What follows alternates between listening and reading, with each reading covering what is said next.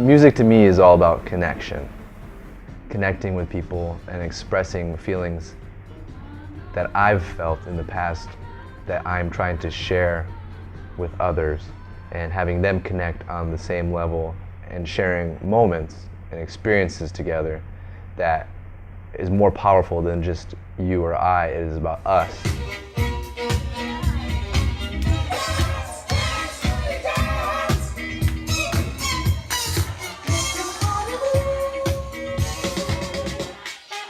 The thing about music is that it's universal. It's a universal language that even if you don't understand what the music is saying, you can still feel it. And that transcends all cultures and all language barriers.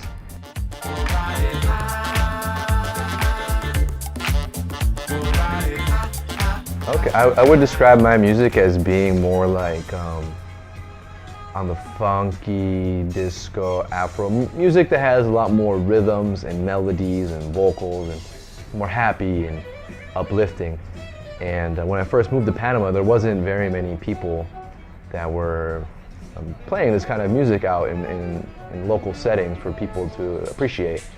And at first it was a little difficult because it was just so unknown and people didn't know how to feel it or what they thought about it, because maybe they had never experienced it.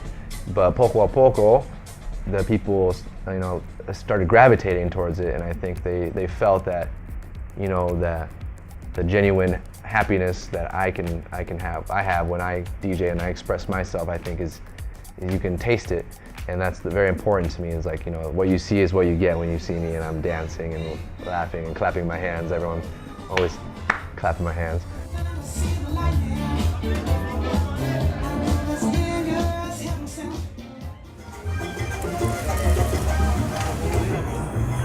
I'm really happy and proud of being able to be an incubator of culture and like a scene, a music scene here, and hopefully continue the path of growth and do bigger and better things and bring people from outside to also express themselves and to share in their experiences to all grow together. I mean, vinyls have been around longer than all of us. It's one of the oldest mediums of music to do mass production. And during like the 80s and 90s, when CDs and cassettes were just starting to explode, they kind of went to the side and people thought of them as being old and outdated and inferior. But then around 5-10 years ago, there started to be a resurgence of people looking for vinyl and the sound quality that it has and a certain feel that it has, and to be able to hold something in your hand and not just go through your computer and click, click, click, it's a song. It's like you actually have something to hold on to, and it's a piece of art.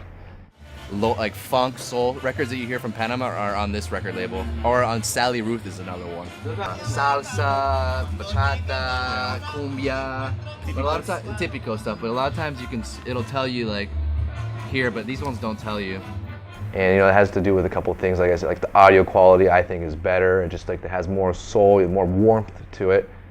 But I started collecting probably 5 years ago, and I was really big into like classic rock. I wasn't even really DJing vinyl records at this point. I was just buying them to collect and to listen. So I liked the old Pink Floyd and Beatles, Jimi Hendrix, and like all those 60s psychedelic rock bands. And then I discovered funk and soul and disco, and that's when I started mixing. I think my advice would be to just stay true to yourself and don't follow the trends. What is trendy now, and if you try to copy that, might not be trendy in a year, and then what are you going to do? You have to just constantly be changing. Rather than if you just keep being yourself, people will respect you more for being true to yourself and unique and an individual than just following the crowd, I would say.